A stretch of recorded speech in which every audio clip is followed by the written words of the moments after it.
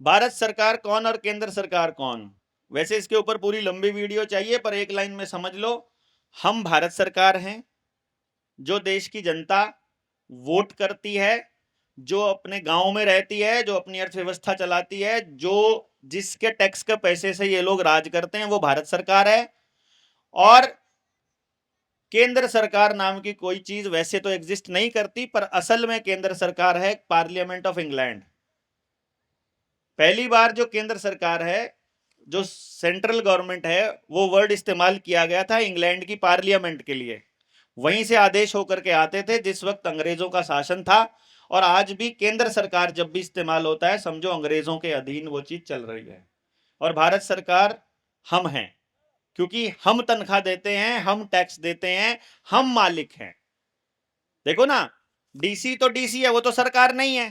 तहसीलदार भी सरकार नहीं है, पुलिस वाला भी सरकार नहीं है, नेता भी सरकार नहीं है। नेता भी सरकार नहीं है, वो एमएलए है। एमएलए पर बैठने की, एमएलए वाला काम करने की तनख्वाह लेता है, गाड़ी का तेल लेता है, घर लेता है। और राष्ट्रपति भी तनख्वाह लेता है, प्रधानमंत्री भी तनख्वाह लेता है। तनख्वाह लेने वाला नौकर होता है। तो ये नौकर हैं, मालिक नहीं है, प्रतिनिधि हैं, सरकार नहीं है। सरकार हम हैं। इसीलिए किसी भी कागज के ऊपर साइन मिलेंगे, सरकार के नहीं मिलेंगे। कागज के ऊपर साइन मिलेंगे वित्त सचिव के, एडिशनल चीफ सेक्रेटरी के, चीफ सेक्रेटरी के, मुख्य सचिव, किसी के भी मिलेंगे। और ऊपर जो हेडलाइन मिलेगी वो मंत्रालय की मिलेगी, भारत सरकार की नहीं मिलेगी।